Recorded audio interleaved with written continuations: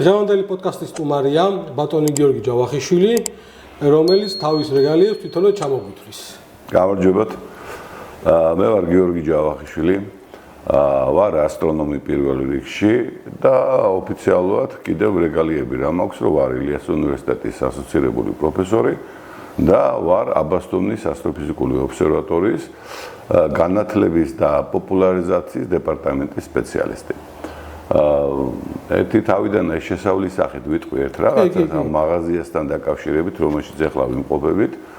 ეს არის ჩემი საყვარელი მაღაზია, პირდაპირ ვიტყვი, იმიტომ რომ როცა აბასთუმანში არა ვარ ხოლმე და ტელესკოპები მენატრება, მოვდივარ აქ, რომ დავათვალიერო ეს ტელესკოპები, რომელიც აი ყველასთან რაღაცა შეიძლება სუბიექტური, ინდივიდუალური დამოკიდებულება მქონდეს, აი თუნდაც რომ უყურებ ხოლმე სიამოვნებას განიცი უდიდეს, ეს არის მართლაც კარგი ადგილი და ვისაც ტელესკოპები უყვარს და ასტრონომია უყვარს, გაინტერესებს, მობრძანდი და თუნდაც დაათვალიერეთ ხოლმე სიმხელა სიამოვნება, მერწმუნეთ რომ მართლაც აი გამოცდილი მოყვარულებს ან პროფესიონალებს უდიდეს სიამოვნებას აინჭებს ხოლმე ასეთ ტელესკოპების ყურება. თან მე მიხარია რომ საქართველოში თბილისში ეს მაღაზია გაიხსნა უკვე რამდენიმე წელია გახსნილია, ვიცი, მე თანამშრომლობ. მესამე წელია უკვე რაც მესამე წელია. ოფიციალურად ფილიალი გვაქვს. ფილიალი არის და ესეთი გახსნილი. 2019 წლიდან ონლაინ მოღვაწეობით ამერიკავკასიის ბაზარზე. და აი ესეთი რაღაცეები და აქ მithumetes რაც ეს ფილიალში გამოფინეთ თქვენ ეს ტელესკოპები ერთიან, მაშინ არ ქონდათ ეს გამოფენილი. რაღაცა ყოველთვის ძალიან სასიამოვნოა. კი, ძალიან სასიამოვნოა ხოლმე აქ შემოსვლა, თუნდაც დათვალიერება აი ამ სილამაზის, რომელსაც თქვენ არ ბატონო გიორგი, როდის იყო თქვენი პირველი შეხება ტელესკოპებთან? აი, როდის მიხვდით, რომ თქვენი ჰობი არის აი ტელესკოპები და გიტაცებთ აი ოფიციალურად? ნუ, ძალიან ძველი ამბავია, ვალე? ეს 6 წლის რო ვიყავი, რატომღაც ავიტეხე, რომ ასტრონომია უნდა გავხდე მეთქი. მე წავიკითხე, ახლა მაშინ ტელესკოპი არ მქონდა, არც ნანახი, არც არაფერი, რატომღაც ისე რა, წიგნებიდან, იმიტომ რომ წიგნებს ვკითხულობდი, მიყვარდა ძალიან. წიგნებიდან ავიტეხე გამბავი, მოვინდო მე რომ ასტრონომია უნდა გავხდარიყავი. ვკითხულობდი. თან ბოდიში მაშინ უფრო საბჭოთა კავშირის დროს ალბათ დეფიციტიც იქნებოდა, ხო, ტელესკოპების თუ იყო? არა, საკმაოდ დეფიციტი იყო, ერთადერთი მაღაზია იყო რაღაც სასწავლო მასალები, მე უკვე როცა გავიზარდე ახლა 6 წლის მეშვიდე მერვე კლასში რო ვიყავი უკვე, მაშინ ნახე ერთი სასწავლო მასალები, სადაც იყიდებოდა სასკოლო ტელესკოპები, გონი 120 მანეთი ძალიან ბევრი იყო მაშინ და ბუნებრივია ჩემთვის ცოტა ძნელი იყო მისაწვდომად.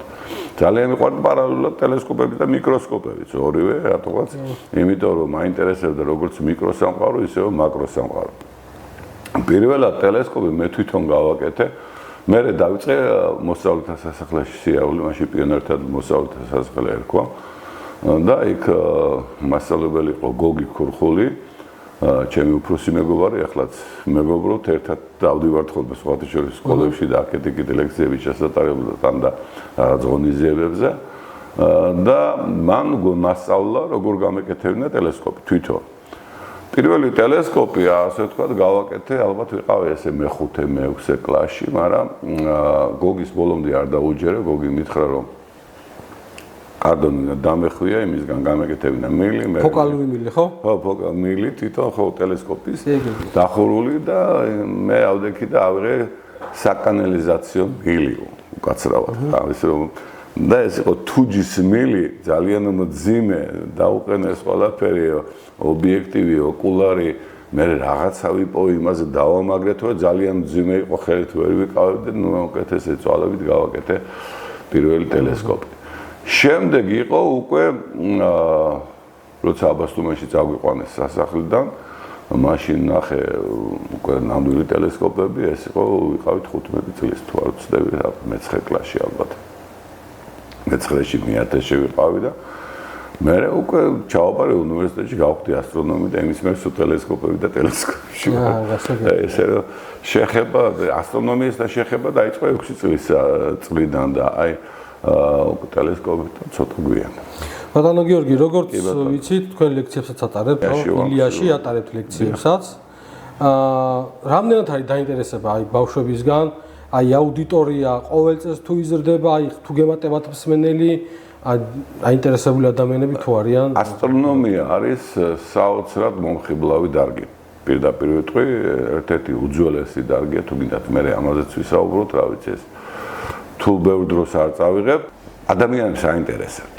აი მერწმუნეთ რომ აინტერესებთ, იმიტომ რომ მე რაღაცა ვთქვი რომ ბევრ ადგილას ჩამიტარებია ლექცია, სხვადასხვა რეგიონებში დავდივარ ხოლმე, ეხლაც მაგალითად დღეს მომწერეს, უნდათ წეროვანში, ალბათ ჩავალიქად ჩავატარებ სკოლაში და სკოლის მოსწავლეებს ძალიან აინტერესებთ. აი 80% ბავშვებისა ბოლომდე რჩებიან, ეს 2 საათზე მეტი გრძელდება ხოლმე ხანდახან და მე მახსოვს თელავში ჩავატარე ერთხელ ლექცია ესეთი რამდენიმე სკოლის ბავშვები შეკრიბეს და ოთახი იყო სადაც ერთი 100-მდე ბავშვი იჯდა ცხელოდა ძალიან და 4 საათის მერე ვეხვეწებოდი რომ დავამთავროთ მეთქი. ესეთი აი საოცრად დაინტერესებულია, არავინ არ წასულა და აი ყველა ისეთი მონდომები და შეკითხვები და ის ყველაფერი და ჩართვა და თან ეხლანდელი ახალგაზრდები ვისაც ეს მიმართულება მოწონს არიან ძალიან განვითარებულები. იქ ბევრია YouTube, ინტერნეტი, ინფორმაცია, ეხლა NASA საიტებზე ისევე შეუძლიათ შესვლა როგორც მე და ძალიან ინგლისური კარგად იციან, კითხულობენ ყველაფერს და ეგეთი რაღაცები ხდება. ამიტომ დაინტერესება მოიმატა. მე ვიტყვი რომ ბევრი დაინტერესება. ეხლა რაც შეეხება სტუდენტებს თვითონ, ძალიან კარგი ბავშვები ყავს. ძალიან კარგი სტუდენტები ყავს.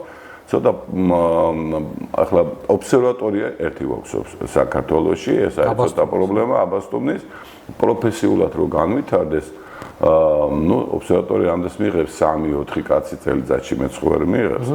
ასე ვთქვათ, შეზღუდული რაოდენობა.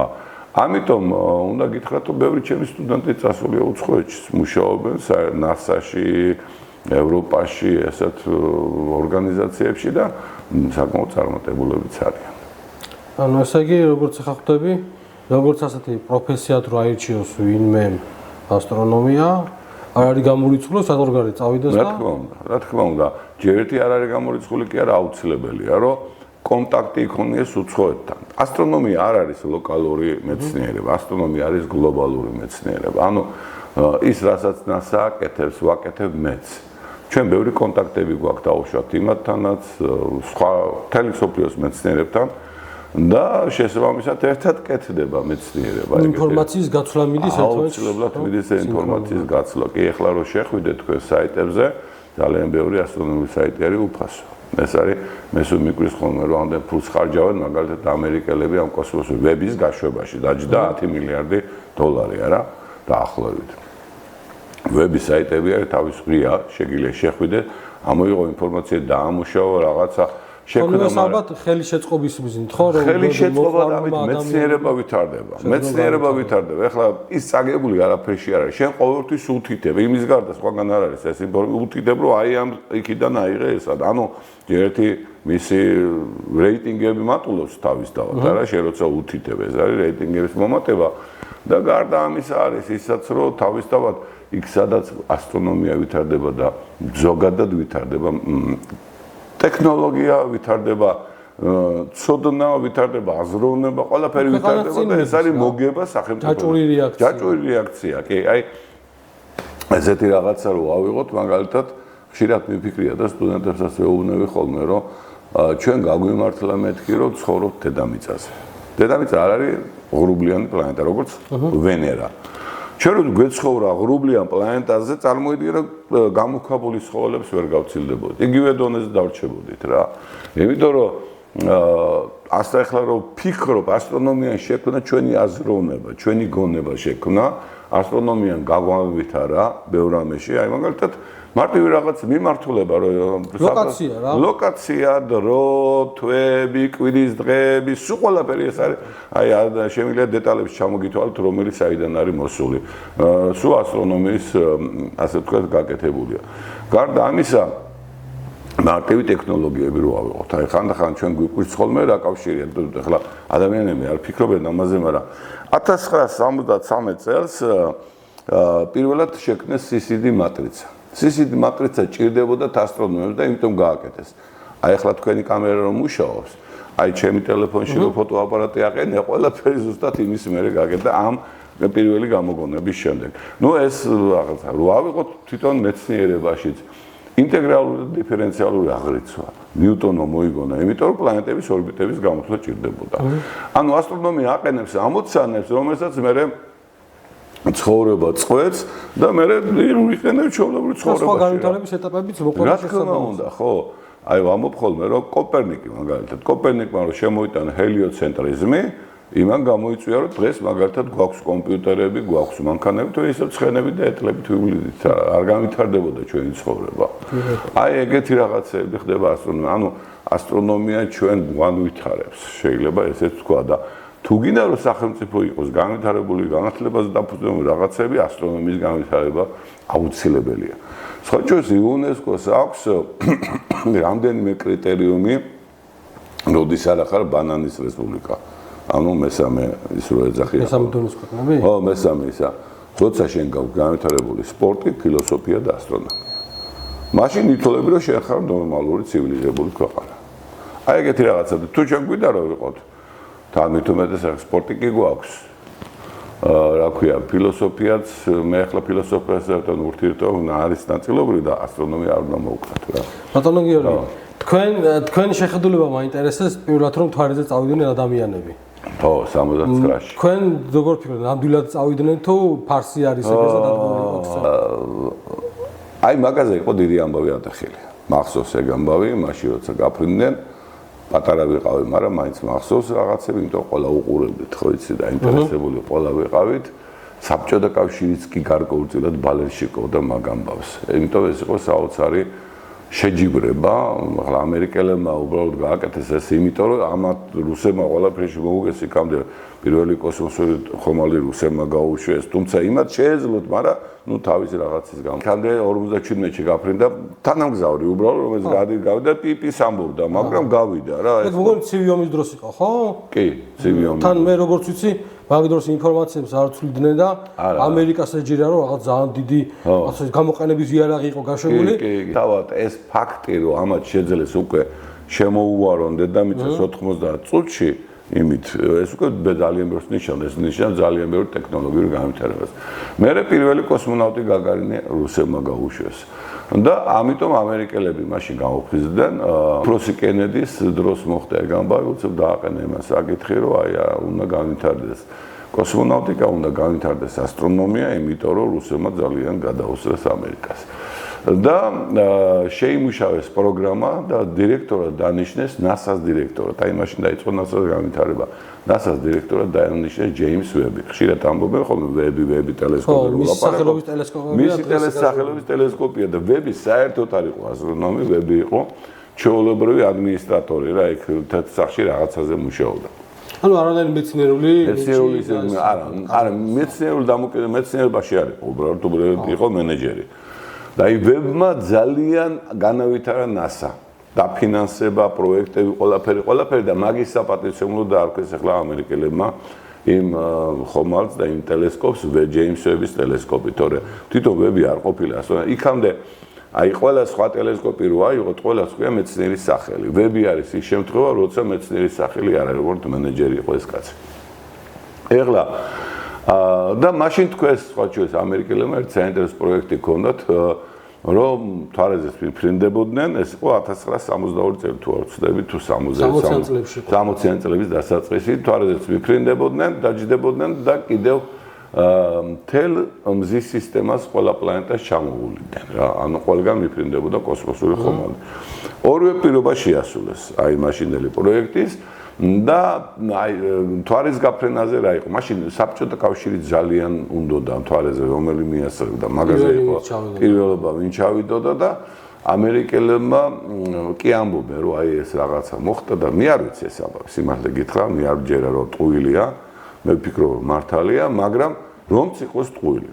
ამერიკელებს აქვთ 7 ექსპედიცია ჩატარებული თვარეზე, 7. ორ წელიწადში 7 ჯერ გაფრინდნენ, დასხდნენ 60 წლებში. 70-ზე ლაპარაკი რა. მალევე მოხდა ვანი. მიყოლებით გააკეთეს ეს ყველაფერი და რა ქვია, იქ არის გადაღებული ფოტოები, რომ თვარე მავლით რომ დასეირნობენ და ექსპერიმენტები. დროშა რო ჩაარჭეს, დროშაზეა მთელი ის პრობლემა, რომ აი დროშა რატო განკალებს რაღაცა და სხვებიც არის ძალიან ბევრი გადაღებული და დააკვირდეთ ჩვეულებრივ თვარეზე არიან რა და ამიტომ ეხლა ერთი თუ მოიტყუეს, დანარჩენი 6 მაინც ხო იყო რა. ხო, იცი რა არის? თან მაშინდელი ტექნოლოგიით რითიც ის ხომალდი გაფრინდა, დღევანდელი ყველაზე დაბალი მონაცემის მქონე ტელეფონი ჯობია სიმძლავრით იმ ხომალდის სიმძლავრის. მე არ მახსოვს იმ ქალბატონის გვარი, მაგრამ ვინც დააპროგრამა ცნობილი ფოტო არის, ამხელა ის პროგრამის ისე კოდები როა ჩაწერილი, ამხელა დასტარ არის ფურცლების, რომთაც მოხდა ეს გაფრენა. და დღეს რომელთაც ჩემთვის ცნობილია, იძახიან, რომ ბიუჯეტს აბრალებენ, რომ ბიუჯეტის გამო ვერ მიდიან, მინიმუმ სადაც 500 მილიარდი ჯდება? კი, ჯდება. აი მაშინ დაჯდა თუ არ ვცდები ის აპოლონის პროგრამა 15 მილიარდი. დღევანდელი გადათვლით ეს 300 მილიარდია. ანუ აი კოეფიციენტი ხო შეიცვალა ფულისა 300 მილიარდამდე. ამიტომ არის და ეხლა თუ ახალი რა შეიძლება რომ მიხვალ თვალეს ნახავდა რაღაცას რომ მოთხრი და ამოიღებდა ამერიკელებს და 750 კილოგრამი თვალის მასა გრუნტი ჩამოტანები. რუსებს 50 აქვთ. და თუ ახალი განსხვავებული იდეა არ დადენ, მაშინ მართალია კიდე ახლა საპირებენ ამერიკელები გაფრინდეს თვალებს. ძალიან მაგარი. ალბათ ესე გამოდის, რომ თვალის უკვე ათვისების კუთხით აპირებენ გაფრინდეს. თვალის წიაღისეული ჯერჯერობით იმიდან არ სჭირდებათ, რომ ამხელა თანხები გაყოლოთ. ხო. აი ის არის რა, რომ იცი რა, არის ყველაფერს აქვს თავისი ფინანსური შეფასება რა, რომ მარტო ის ვარ არის უკვე ვიღაც შეეჯებდნენ. აღარ არის ის საბჭოთა კავშირი, ვისაც შეეჯიბრებოდნენ და ეხლა არის თან გადაიყვანეს ყველაფერი რა ქვია, კერძო სექტორში გადაიყვანეს ძალიან ბევრი გაფრენები, ხო ხედავთ უკვე კერძო სექტორის სახელმწიფო დონეს გაცდა. სახელმწიფო დონეს გაცდა რა, მასკიც კერძო სექტორია პრაქტიკულად რო დაფრინავს და ეგეთი რაღაცებია. ამიტომ მე პირველ რიგში თუ ეჭვი დაგვებადება, დანარჩენი 6 იყო ნამდვილად რა. მე რო ნახოთ თქვენ, არის წიგნები გამოცე, ყველაფერი არის ფილმებია, ყველაფერი მაგაზე. კონკრეტულად ყოველი ეს როგორი ტრაექტორით წავიდა, როგორ დაჯდა, როგორ აფრინდა, რამდენი კილო იყო, რამდენი. ვიდეო კავშირიც ხო ქონდათ იქ, რომ ჯაფრენდნენ მე რა თქმა უნდა, ამას რუსებიც აკვირდებოდნენ სულ. რუსებიც კი, აი, ოფიციალურ რუსეთი მაგას არ ამბობს, რომ არ გაფრენდია. იმიტომ მე მოსმენი მაქვს რუსი ასტრონომების მტკიცებულებანი, მაგაზე არა ნამდვილად გაფრინდნენ. ახლა რა სჭირდებოდათ რუსებს მაგის მტკიცება.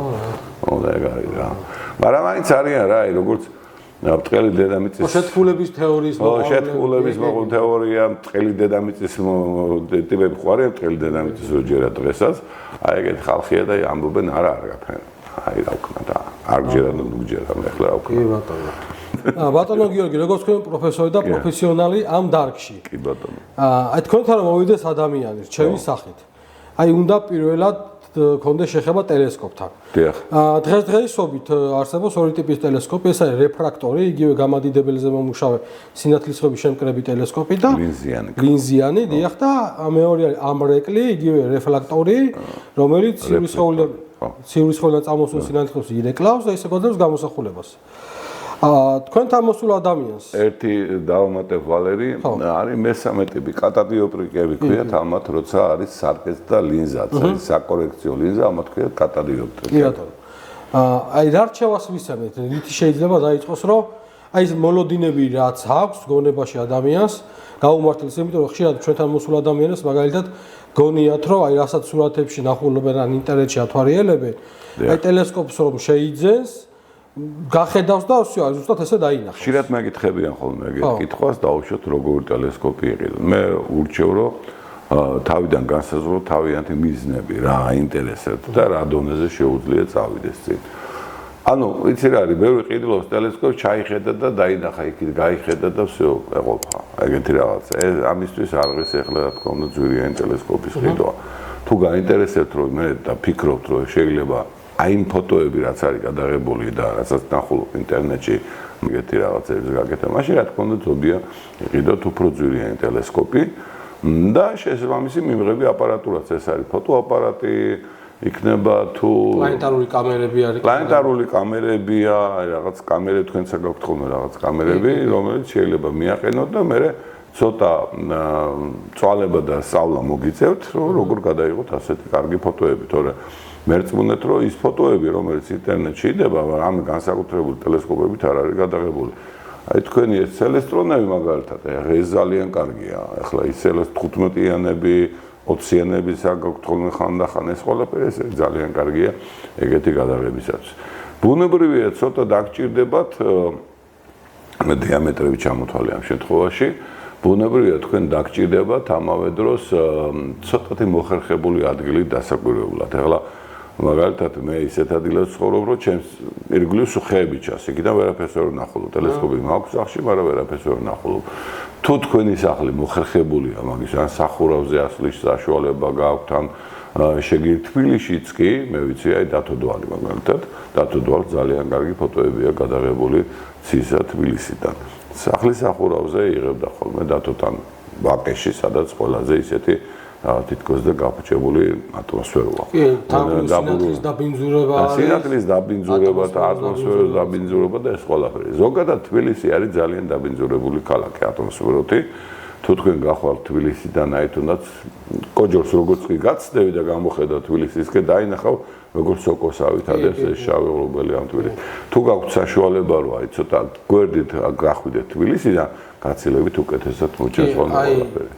ჩვენ ახლა თქო პირველ თბილისიდან გავიხსენე. ერთ რამესაც დავამატებ ვალერი, რომ თუ აქცენტირება გაქვთ მხოლოდ პლანეტებზე და პლანეტებზე გინდა, მაშინ რეფრაქტორი ჯობია. გამადიდებელი ასტრონომები იყენებენ ლინზას და იმას ობიექტივად, როცა ლინზა აქვს და თუ გინდათ რომ გადაიღებთ galaktikები ან და რაღაცა ისეთი ობიექტები, რა თქმა უნდა, ესენი უფრო შუგძალოვანია ხოლმე, მაშინ რეფლექტორები, ანუ სარკიანი ტელესკოპები. კი, აი ეგ სხვაობა და კატადიოპტრიკებიც. ეგ სხვაობა მეც მაქვს აღმოჩენილი. პირველად თბილისიდან გავიხედეთ და შევხედეთ თვარეს თუნდაც ელემენტარული და მე გავედით თბილისს რო გავწვით ისეთ ადგილზე გავედით, სადაც სინათლის დაბინძურებაც არ იყო და ატმოსფეროც ბევრად ცუდა იყო. თითქმის ერთ-ერთი მისცა სხვაობა გამოსახულებას. ძალიან კარგი გამოსახულებებია. ბევრად სუფთა გამოსახულება. სუფთა გამოსახულებაც არის. დეტალიზაცია ქონდა ძალიან მაგარი. რა ხდება იცი ვალერი? აი წარმოიდგინე რომ გაცილებით მეტი მოჩანს იქ. აი თბილისიდან ელემენტარულად რომ გახედო ორიონი ცუდად მოჩანს ახლა და ამ დროს ორიონი ისეთი კაშკაშათან ვარსკვლავედია რომ ნებისმიერ ცოტათი გაცდებით თბილისს და ყველაფერს ხედავთ ცაზე. რასაც თვალით უფრო მეტად გგზავნა, ბუნებრივია ტელესკოპით უფრო მეტად ამ ყველაფერს აღიქვავ. და ამიტომ ჯობია. ამიტომ ისეთი იმით აი პირველივე ჩახედვაზე რომ უნდათ ხოლმე იუპიტერის და სატურნის გოლების დანახვა და რაღაცების დანახვა, დეტალების დანახვა. შეიძლება დაინახოთ, მაგრამ მაინც ცოტა მეტი ცვალება დაგჭირეთ, მეტი არაფერი. პრობლემა არ არის. სატურნი როგორც წესია, ახლა თქვენ რა ტელესკოპებიც გაქვთ ჩამორიგებული, აქ ადგილა გეთ ყველგან ჩანდეს როგორ. კი. ახლა ჩვენთანაც მაგალითად მოხარებლები რომ მოდიან ტელესკოპის შესაძენად. ძალიან ბევრს უნდა, მაგრამ ეშინიათ გამოყენების და ახლა ჩვენ შემთხვევაში ცუდი მომენტი რომ მე უცრუდებათ ხოლმე გული ეგა.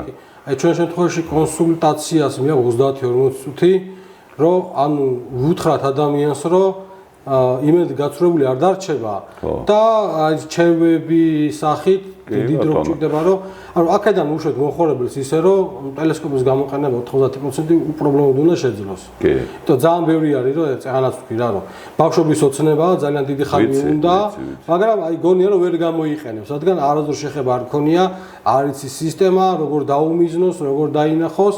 მე შემდეგ ეტაპი არის ამ რომელი არის უფრო უკეთესი და რა ბიუჯეტი რომ თქვენი თქმის არ იყოს რომ ზოგს მართლა უბრალოდ სახში სადებათ უნდა რომ აი 1000 გაიხედოს უბრალოდ და არა ისე რომ ჰობად იქციოს და დიდი დრო დავთვალოს, იმიტომ რომ ტელესკოპი იყიდო და აქსესუარები შეუძინო და დადო სახში, მარტო ეს არ არის, ამ ყველაფრის გარდა და ბიუჯეტის გარდა დიდი დროც გჭირდება, რომ შენ ტელესკოპი წახვიდე და დააკვირდე, გადაიღო და იმ შედეგამდე მოხვიდე, რასაც ინტერნეტში უყურებ და ქსიამოვნებს ადამიანს, რა. სამაგიეროდ ვერწმუნდეთ, რომ ეს დახარჯული დროც და თანხებიც ანაზაურებულია. იმიტომ ხელა სიამოვნებას განიჭებს ეს ყველაფერი, მე რომ ნახე თუნდაც მოყვარულები როგორ იმაშვებიან, ну პროფესიონალია, გასაგებია, მაგრამ რამ ხელა სიამოვნებას იღებენ, აი ყველაფრისაგან ეს ანაზღაურებს მეწუნებს. მე მაგალითად დაკვირვებული ვარ, რა თუნდაც მთვარეს რო შეხედო, დროც ისე მალე გადის და ისე ამშვიდებს, აი ძალიან მაგრად რა და ძალიან კარგი კლასიკური მუსიკასავით არის ხუშვიდებს. სამყაროს წრების საერთოდ პრობლემები გავიწევ. თან არის ხოლმე კითხვა რომ აი ერთხელ დავინახე მთვარე და всё მე რა უნდა დავინახო. იმ კრატერებს რომელსაც უყურებენ თვითონ კრატერს თავის სახელი აქვს მაგალითად. რუკები არის ისტორიებიც აქვს წარმოშობის ხო? როდის რანაირად. კი, ყველაფერი და ეს თებია მთვარეზე ბოლო საინტერესო რაღაცები ისეთებია. მართალია ახლა მთვარე თითქოს და ეს პირველი მიახლოებაში სანამ მეცნიერულად მიუდგები, იქამდე ცოტა ისეთია რომ კაი მთვარეა ხო დღეს სხვა ჩვენს მთვარე ყოველდღე განსხვავებული სანახავი. ყოველდღე განსხვავებული სანახავია. თუ მაგას მიაქციათ ყურადღებას, ოღონდ უნდა იცოდეთ სად შეხედოთ, როგორ შეხედოთ და რა დროს შეხედოთ ეგეთი რაღაცები. მთვარის ბნელ მხარეზე რას გეტყვით თქვენ? არსებობს მთვარის ბნელი მხარე? როგორ მთვარის ბნელ მხარეს ჩვენ ვეძახით. ჩვენ ადამიანები ვეძახით, იმიტომ ჩვენ ვერ ხედავთ ხოლმე ვერასოდეს იმ მეორე მხარეს. dark sides ინგლისურად ქვია და რაღაც ეგეთი ისა. მაგრამ ჩვეულებრივად განათებული მხარეა უბრალოდ ჩვენგან არ მოჩანს. ახლა მანდ არის ერთი დეტალი, რომ რატო ხდება ეს ყველაფერი? მთვარის ჩვენს ირგვლივ გარშემულის პერიოდი, ანუ ორბიტაზე რომ მოძრაობს, ზუსტად ემთხვევა მთვარის საკუთარი ღერძის გარშემო ბრუნვის პერიოდს. ეხლა ეს რო არ ბრუნავდეს, აქ შეადგონიათ რომ მთვარი არ ბრუნავს, მთვარი რა თქმა უნდა იგივე პერიოდი.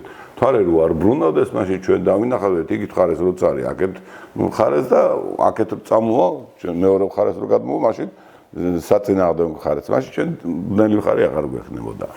აი ემთხვევა ესენი ერთმანეთს კიდევ არის მეორე მიზეზი ის რომ მთვარე ბრუნავს ზუსტად პერპენდიკულარულად დაახლოებით პერპენდიკულარულ სიბრტყეში თავისი ორბიტის და მესამე ის არის რომ იგივე მიმართულებით ბრუნავს როგორი მიმართულებითაც მოძრაობს ამ სამიდან ერთ-ერთი რომ პირობაც რომ არ იყოს და რომ მოხსნათ მაშინ მთვარის ორივე მხარეს დავინახავდით ჩვეულებრივად და ორივე მხარე იქნებოდა განათებული მშვენიერი და კაი სანახავი. რასაც ჩვენ ხედავთ, ფაზების ბრალია რა მთვარე როგორც ცნობილი არის ის მხარე რომელსაც ვერ ხედავთ ჩვენ ბევრად მეტი კრატერები არის ზედა ბევრად დაზიანებები აქვს მთვარეს დაზიანებები აქვს კრატერები ქვია ვიდრე იმ მხარეს რომელსაც ჩვენ უყურებთ კი ეგრე არის და სხვა ჩვენს ერთ საინტერესო დეტალიც არის ბნელ მხარეს არის ჩვენი ორი ქართველი მეცნიერის სახელობის კრატერი ეს არის ვაშაკიძეს და ჯაფიაშვილის ვიქტორ ჯაფიაშვილის სახელობის კრატერებია მთვარის უკანა მხარეს ეხლა ხას არის დარქმეული თუ საბჭოთა ჯაფიაშვილი დაერქვა ერთი ალბათ 7-8 წლის წინ თუ არ ვცდები და ვაშაკიძე დაერქვა 62-ში თუ 63-ში არა 68-ში რაღაც შეიძლება ეს წლები მერე ამ შემთხვევაში საინტერესო დეტალია რომ ჯაფიაშვილის ინიციატივა ჩვენგან წავიდა ობსერვატორიიდან დარქმევა საბასტუმის ობსერვატორიიდან საბასტუმის ობსერვატორიიდან ეს იყო ცნობილი მეცნიერი რომელიც სულ მთვარეს სწავლობდა ვიქტორ ჯაფიაშვილი ბოდიში ბატონო გიორგი ეს სახელების დარქმევა NASA-სთან შეთანხმებით ხდება თუ რამე ისეთი პლატფორმა არის და სადაც შეიძლება განცხადება არა არანაირად ეს ყველაფერი არის ოფიციალური სახელები და ეხლა აი ვიქტორთან დაკავშირებით ვიქტორ ჯაფიაშვილის გულისხმობ ვიცნობდი მე და იმიტომ ესე სახელით ვიხსენია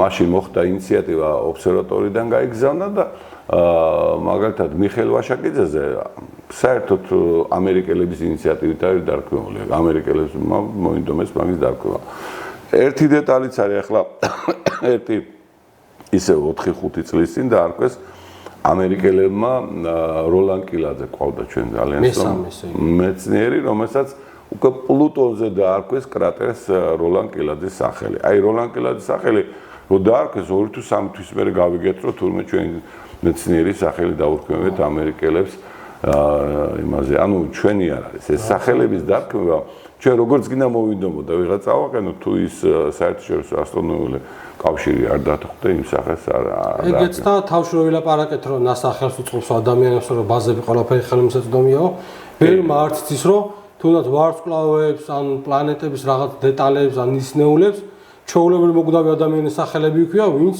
სრულად შემთხვევით აღმოაჩინა ხო ეგ როგორ არის იცით აი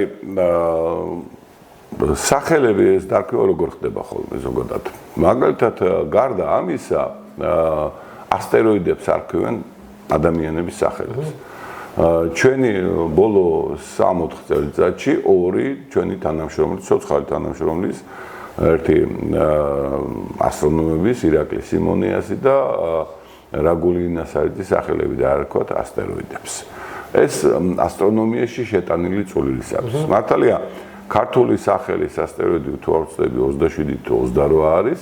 და არის მაგალითად პირველი ქართული სახელის ასტეროიდი იყო თამარი, რომელიც თამარ მეფის აპატაციმო დაარქვა ვიღაც ავსტრიელმა ასტრონომმა მე-19 საუკუნეში. იმის მერე მოდის და არის ესე რა რაღაცა. ძალიან საინტერესო. ხო და მერე ეგ ასტეროიდების სახელებზე. ასტეროიდზე შეგიძლია შენ რო აღმოაჩენ, შენ ინიციატივა განაცხადი იცი რა მე მინდა ჩემი შვილის ან ცოლის სახელი დავარქვი. ეგეთ რამე შეიძლება. სხვა რაც შეეხება ვარსკვლავებს არ არქმევენ ეგრეთ სახელებს, იქ რომ მოინდომო რომ აი რაღაც მეფის ან ვიღაცა პრეზიდენტის ან ვიღაცა სახელი დაარქვა, არა, ეგეთ რამე არ მოდის, არ მოსულა და იქ არის ერთადერთი გამონაკლისია ზიახლები როცა ფეთქდება, მაგალითად და მაშინ ქვია აღმომჩენის სახელი. ზიახლების აფეთქების დროს, ახლების აფეთქების დროს, ან ნისლეულების აღმოჩენის დროს, გროვების აღმოჩენის დროს ჩვენ გვაქვს მაგალითად ზიახლები, რომელსაც ქვია ქიმერიძე, სახელი ქიმერიძე 1, ქიმერიძე 2 და ასე შემდეგ, გივი ქიმერიძის აღმოჩენილი ზიახლები. რეზო ნაცვლიშვილის აღმოჩენილი ანთებადი ვარსკვლავები გვაქვს 7, ქიმერიძის უფრო მასშტაბური მოვლენა ზიახლის ანთებადა, იმიტომ 7-ია ქიმერიძის, ისევ რაგოლინასარიძის სახელობის ახლები გვაქვს მადონა დოლიძე და გალია ჯიმშელეიშვილის სახელობის გროვები გვაქვს. ეს ქართველი მეცნიერების აღმოჩენილი თავისივე ობიექტებია, რომელთაც მათ თავიანთი სახელები ავტომატურად ენიჭება.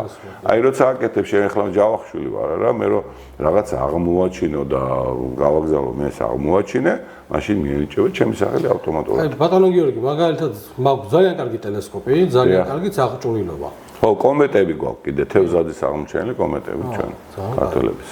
აი რა უნდა გავაკეთო რომ მსგავსი აღმოჩენები მეც მქონდეს და აი ხო ჩემი სახელი ჩაიხედო გადაიღო რაღაცა იმუშაო. ეხლა ზიახლების აღმოჩენას აქვს თავისი და ეხლა დღეს უკვე მივიდა ცოტა სხვანაირად სიტუაციამდე. არის ძალიან ბევრი პროგრამული უზრუნველყოფა. ისი არის აი თქვენ ტელესკოპს რო შევხედეთ რაღაცა რო გითხარი ამას ერთი უარყოფითი აქ მეთქი თვალი ჩახედო არ ხდება. ანუ უფრო მეტი პროფესიონალის დაინტერესება შეიძლება კონკრეტულ შემთხვევაში კი ანუ ეს უშუალოდ ეს ტელესკოპი არის გათვლილი უკვე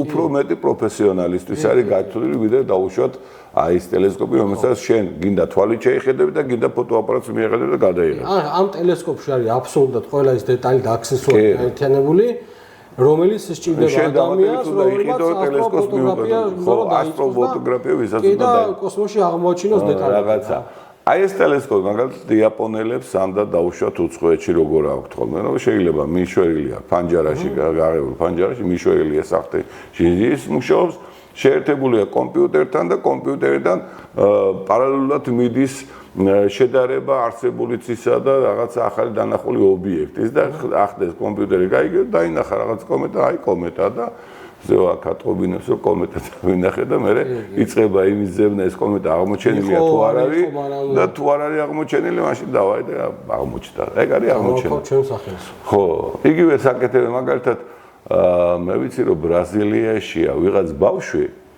რომელიც ახლა 10-12 წლისაა და თუ არ ვცდები ცოტათი უნარშეზღუდულიც არის ეს ბავშვი რაღაც მაღაზე იყო ხაზგასმა რომელსაც მე მგონი 8 კომეტა აქვს უკვე აღმოჩენილი. ანუ როცა თავიდან ესეთი ინტერესები გამოავლინა ამ ბავშვმა უყიდეს რაღაც ტელესკოპი, კომპიუტერი დაუდგეს და ხელი შეუწყეს და მე ეს ბავშვი პოულობს ამ კომეტებს რა. ეხლა ეს იმ კომეტებს ქვიათ ამ ბავშვის სახელი. ყველას ქვია არ მახსოვს სახელი და გვარი სამწუხაროდ ამის კომეტები. აი როგორც აღნავთქვი თევზადის კომეტები მეთქი. კი, ანუ აქაც მივდივართ იქ რომ ძალიან დიდი დრო გჭირდება რა. აი ხა თქვენ კი თქვით რომ იმას სახლში უდრას დაადევნებს, მაგრამ თუ სახლის პირობებს არ გიწყობთ, გარეთ უნდა გახვიდე ღამეები გაათენო და ძალიან დიდი დრო არ არის ეგრე რა. ანუ მაგალითად ღამის გათენება შეიძლება დაგჭირდეს მთელი ღამე იქ იყო რა. შენ ეს ძალად კი არ აკეთებ. შენ ეს ქსიამოვნებს. მიხვდი? აი შეიძლება წიგნი იკითხო რა მთელი ღამე. შეიძლება ტელევიზორს უყურო მთელი ღამე. ქსიამოვნებს და იმიტომ აკეთებ. იგივე ხდება აქაც რა. ხანდახან ისე გადის ხოლმე ღამე. აი მე ობსერვატორიაში როცა უკვე ვაკვირდე, პროფესიულად როცა ვაკვირდებოდი, არა რაღაცა ობიექტს აკვირდები 12 საათი, ღამე ზამთარში არის 12 საათი მეტი დაკვირვება გრძელდება რა. იქიდან გამოდიხარ და სახში მიდიხარ უკვე დასაძიან მთელი მაინც სასუყურო და ესე მიდიხარ რა. ეჩოვა, იმიტომ რომ შენ ეს ქსიამოვნებს. ამიტომ აკეთებ ამას, რომ ქსიამოვნებს და აი საინტერესო დეტალი არის, რომ პირველი მცირე პლანეტა ცერერა რომ ჯუჯა პლანეტებში გადაიყვანეს ახლა ადრე იყო ასტეროიდა თითოლებოდა აღმოჩენილია 1700 წლის 1 იანვარს. წარმოიდგინე საუკუნის გასაყარზე ახალ წელს ტიპი იჯდა და ტელესკოპში იყურებოდა. მაშინ არ იცოდა რომ აღმოაჩენა, იმიტომ რომ პირველი იყო ეს რაც დაინახა. იყურებოდა ტელესკოპში, ნუ. აი რაღაცა სხვანაირი ის დამოკიდებულებაა რა, რომ 1700 არა 1800 წელი. 1800 წლის პირველი. სხვანაირი დამოკიდებულება არის მანდაც, ნუ, სიამოვნებს და იმიტომ აკეთებ რა. ფიზიკურად სხვანაირად ვერ გააკეთებ რა, იმიტომ რომ მანდაც ბიუჯეტი უნდა ჩადო, რომ ეს უბრალოდ ერთი გახედვისთვის რაღაცა. თუ არ გიყვარს და ახლა ბიუჯეტსაც ვერ გაიღებ. ხო, რა თქმა უნდა, ეს არის. თუ სიამოვნებს უკვე ჭირდება კიდევაც და უკვე მე მნიშვნელობა აღარაფერს აღარ აქვს. მე აღარ აქვს უკვე ისეთ აზარში შედიხარ, რომ აი შენ გაქვს პატარა ტელესკოპები, რასაც მოყვარულები აკეთებენ. მოყვარულების გაკეთებული მე მინახია ტელესკოპი 50 სანტიმეტრიანი დიამეტრის, 70 სანტიმეტრიანი დიამეტრის, წარმოუდგენ მოყვარული სამსახურში ხო სხვაგან მუშაობს, მოდის სახში ხეხავს იმას, ამ ხელასარგე როგორ უნდა გახეხო, მე იმას ეს დადგმულობა აუწყო ყველაფერი და აკეთებენ ხალხი, იმიტომ რომ უყვართ ეს ამბავი. იმიტომ ქვია მოყვარული, რომ იმას უყვართ ეს ამბავი და მე აკვირდა. აქ საქართველოშიც არიან რამოდენიმე ჩვენი მეგობრები არიან 3D პრინტერზე დაბეჭდეს მაგალითად კარკასი, ტელესკოპები, გარე კარკასები რა. და სარკეები უკვე გამოწერეს ხო ხა? ხო, სარკე. სარკეზე ძალიან რთული არის ხა დღესდღეობით სარკეს გაკეთება. არც რთულია, მაგრამ ცოტა მოსაბეზრებელი საქმეა. რამდენჯერ ვიცადი მე თვითონ გამეკეთებინა და მე არ არის პრობლემა რა. მე მაინტერესებდა პროცესი თვითონ როგორ ხდება. იღებ ორ დავუშვათ შუშის რაღაცა ფირფიტა. სარკეს თუ რამე არა, კაც ფირფიტა ორი შუშის ფირფიტა რო აიღო. მაგალითად მიავიღეთ 15 სანტიმეტრიანები, სისქით 1 სანტიმეტრი და რო დაიწყო ამის ხეხვა. ესე აი დავუშვათ და თან უნდა წრეზე იარო. არის ახლა ყველგან არის გახწერილი. საინტერესო პროცესი მიდის, რომ ერთი ფირფიტა ამ დროს ნენელა ამოიბურცება ზევი და მეორე ფირფიტა ჩაიბურცება. ანუ მიიღებ ერთი იქნება გამშრალი სარკე და ერთი იქნება შემკრები სარკე.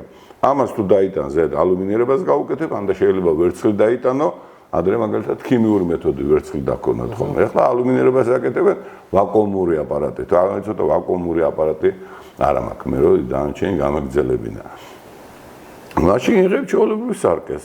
შენ ნებაზე, შენ ჭკუაზე, როგორი სარკეც გინდა, როგორი ფოკუსური მანძილიც გინდა, როგორი გამოდიდებულებაც გინდა, არჩევ, აკეთებ და ეს ყველაფერი მიდის. და პროცესი არის საინტერესო ძალიან. დამუშავების პროცესში აღმოუჩენიათ რაღაცა კონკრეტული ან ასტეროიდი იქნება რაღაცა ესეთ პლანეტა რაღაცა. როგორც ესე დამუშავების პროცესში ხდება ხოლმე ხშირად და ერთი პრობლემა არის განსხვავება მოყვარულსა და პროფესიონალს შორის. მაგალითად მოყვარულს უფლება აქვს დაამუშავოს თავის ფოტო, გაალამაზოს კონტრასტი, პროფესიონალს მაგის უფლება არ აქვს.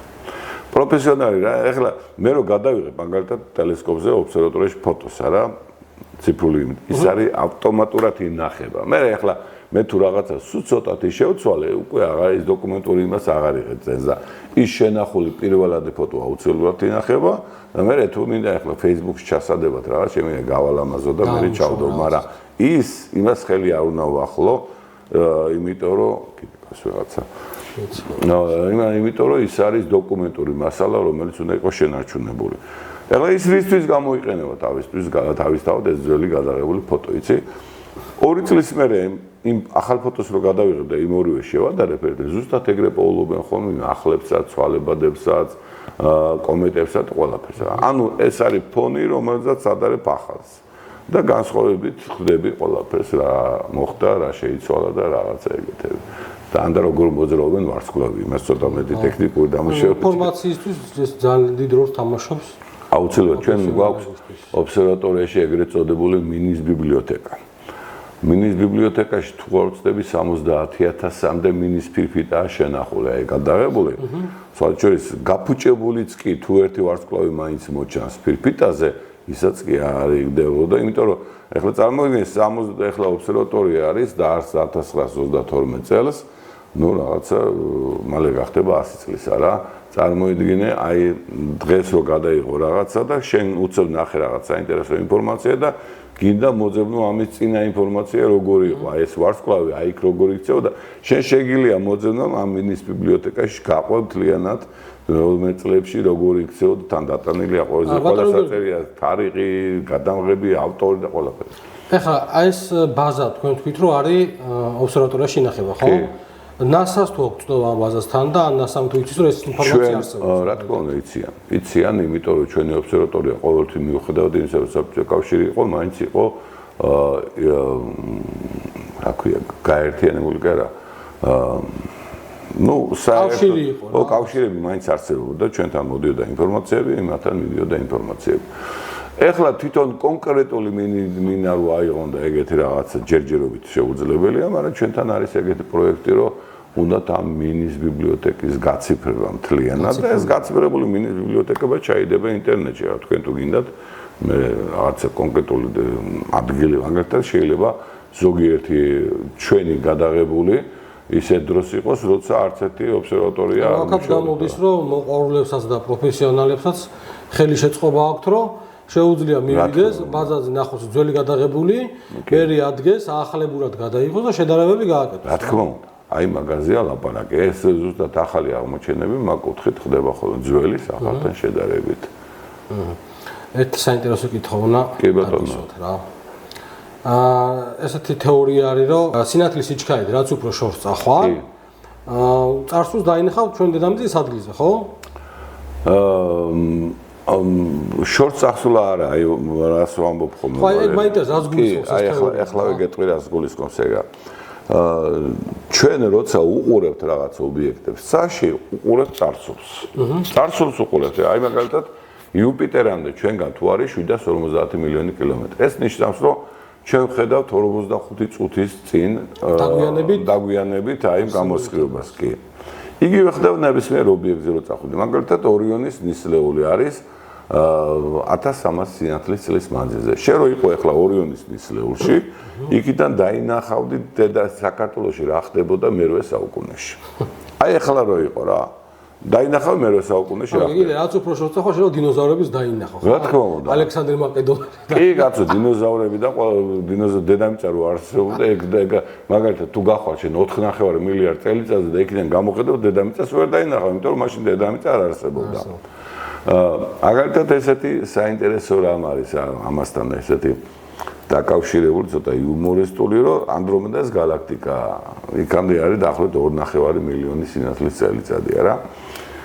დღეს რო იყოს ანდრომედას გალაქტიკაში ვინმე ტიპი, რომელსაც ჩემი მოკლავდა სხივით, მაგალითად, ახლა იმაზე ჩხარი იარაღი არ არსებობს, არა? აი აქ ვზივარ.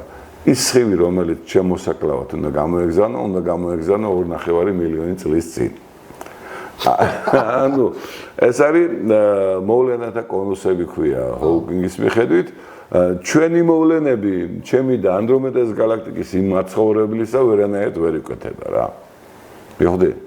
აი ეს სინათლის სიჩქარე ცოტა ისეთ იმებს უცნაურ ეფექტებს გვაძლევს ხოლმე მაგხრივი რა. როცა რაღაცა ობიექტებს უყურავთ, ჩვენ ყოველთვის ვიცით თუ წარსულს უყურავთ ამ შემთხვევაში. კი. და რაც უფრო მეტია მანძილი იმქამდე მით უფრო წარსულია. ხო, შეიძლება ეხლა ვიღაცამ რაღაც დეტალი აღმოაჩინოს ღამისცაზე და აღმოჩნდეს რომ რეალურად ის იქ აღარ არსებობს. ეგ თავისთავად. ეგ უკვე ვიცით რა. ეს ძალიან გადაადგილებული ან მკვდარი ან შეცვლილი რაღაცა, მაგრამ შენ ამავე დროს იმას უყურებ რომ ეს ხო უწყვეტი ციკლია რაღაცნაირად ჩვენი განვითარება ევოლუცია სამყაროსი არა. ვაი იმ დროს რა ხდებოდა და რაც უფრო ახლოს მოდის შენთან, მით უფრო ახლო წარსულს უყურებ. აი ახლა მაგალითად ვები ცდილობენ იპოვნონ, ხო არის თვითონ ჩადებული, რომ სამყაროს დაბადებიდან 200 მილიონი წლის მერე გალაქტიკები. აი თავისთავად სამყაროს დაბადები, ანუ დღევანდელობიდან 13.6 მილიარდი წლის წინ რა ხდებოდა. თუ თეორიულად შესაძლებელია და არა, ეს ჩანს. იპოვნეს რაღაცეები, ჩანს. სამყაროს დაბადებიდან 300 მილიონი წლის მერე რა იყო და რაღაცა ეგრე ჩანს. ანუ წარსულს უყურებთ რა ჩვეულებრივად. ძალიან საინტერესოა. ვარ წავიდეთ დასასრულისკენ. კი ბატონო. კი ბატონო გიორგი, დასასრულისკენ წავიდეთ. ჩვენს გამოწერებს კიდევ ვეთქვი, თუ რაიმე კითხვა აქვთ თქვენ საქმესთან დაკავშირებით, თქვენ სოფთან დაკავშირებით და პროფესიასთან დაკავშირებით, თქვენს Facebook გვერდს, ჩვენ YouTube აღწერაში დავტოვებ. და ალბათ პრობლემა არ იქნება, ხო, რომ დაგეკავშირდან მოგწერონ, ვისაც სურს რაღაცა ასტრონომია, მე ყოველთვის დიდი სიამოვნებით. კი ბატონო, და თქვენთან ერთად ჩვენს Facebook გვერდს და საიტის ლინკსაც დავტოვებთ აღწერაში. კი ბატონო. მადლობა. წარმატებულ დღეს გისურვებთ.